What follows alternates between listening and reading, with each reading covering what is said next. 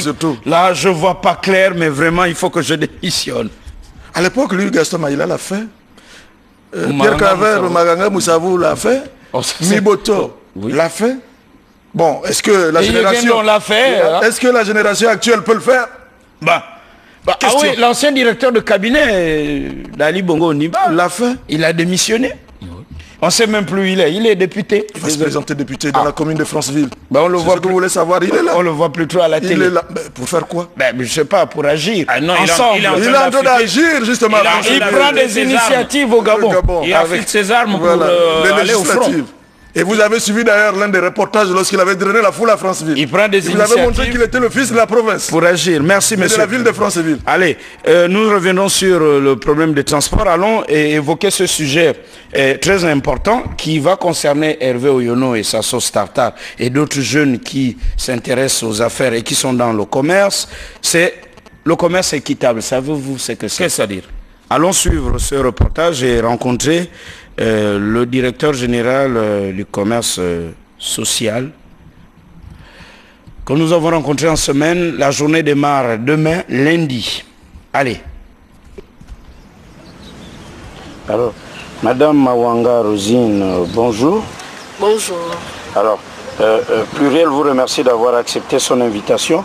Vous êtes directeur général de l'économie sociale. Qu'est-ce que c'est l'économie sociale? En 2 mots et en français facile. En 2 mots, économie sociale, c'est appui aux associations, aux coopératives. 2 mots, j'ai peut-être rajouté un 3e, mais c'est appui aux associations. Alors, une association qui est à Okondia, Malinga ou à Omboué peut se rapprocher de votre direction. Exactement, oui. En quoi faisant? En contactant la direction qui s'occupe de l'appui en fait comment ça s'appelle, aux structures de l'économie sociale. Oui. Quel appui financier? Appui technique, matériel, équipement, appui intellectuel aussi, parce qu'on fait des formations destinées à ces personnes-là qui ne sont pas forcément au fait de l'évolution de l'économie sociale. C'est pourquoi nous vous rencontrons aujourd'hui. Nous célébrons la journée internationale la journée mondiale du commerce équitable. Qu'est-ce que c'est là aussi le commerce équitable? Le commerce équitable, en fait, c'est un partenariat entre les acheteurs et les producteurs. En général, ils sont dans les pays du Sud, mais le commerce équitable est né en Occident. Donc c'est en fait l'aide que les acheteurs apportent aux populations rurales qui ne sont pas forcément, qui n'ont pas d'argent en général pour aller dans les centres urbains et liquider leurs produits. Alors quel est le thème retenu cette année, madame? Le thème retenu, c'est le commerce équitable au service des populations gabonaises. Voilà, nous pensons que ce thème réveille un peu, rebooste le secteur économie sociale, parce que le commerce équitable est inclus dans le champ vaste de l'économie sociale. C'est un sous-secteur de ce... Alors comment va s'articuler cette journée au Gabon? Est-ce là des séminaires, une conférence, un point de presse, ou vous serez cette fois-ci sur le terrain rencontrer les associations et les coopératives? Que dites-vous aux Gabonais et aux Gabonaises qui vous écoutent? En fait, cette année, l'édition 2011, contrairement à ce qui s'est passé avant, on revient toujours sur le passé, nous avons voulu marquer un peu le coup parce que c'est dans l'air du temps, on va dire. Déjà que c'est patronné par la première dame, qui est un partenaire, je n'ai pas envie de dire une partenaire, mais un partenaire, de par sa force de frappe dans le domaine économie sociale, à travers ce qu'elle fait sur le terrain. Donc ça fait vraiment quelque chose d'extraordinaire, ça sort vraiment de ce qu'on fait tout le temps. On ne va pas aller sur le terrain, par contre on appelle les producteurs qui sont déjà éligibles au commerce équitable. Vous les avez déjà recensés? On les a recensés, nous les avons contactés. Nous avons particulièrement mis en place ce qu'on a appelé showroom.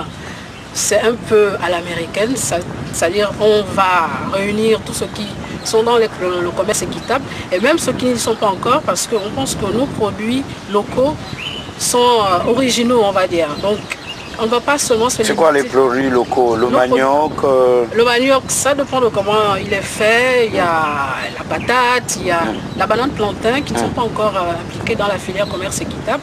Donc nous allons distinguer ce type de produits parce qu'il y en a qui sont déjà dans le secteur et non. Donc le showroom, en fait, c'est vraiment c'est convivial et ça permet aussi aux hommes politiques qui viendront de constater que finalement au Gabon, nous avons envie de faire quelque chose dans ce secteur. Ça se passera où? Ça se passera à Rambo. Et c'est pour quand? C'est pour lundi 21 novembre de 8h30 à 15h. Alors, quelle chance justement pour les coopératives, les associations gabonaises pour être visibles à l'international, pour que l'ananas, la mangue, la papaye plantée à Mbigou ou plantée à Bitam se retrouvent sur la table d'un Suédois par exemple.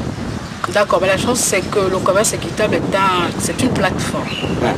Une plateforme qui permet de regrouper et les nationaux, moi je parle du Gabon, nous Gabonais et les partenaires au développement.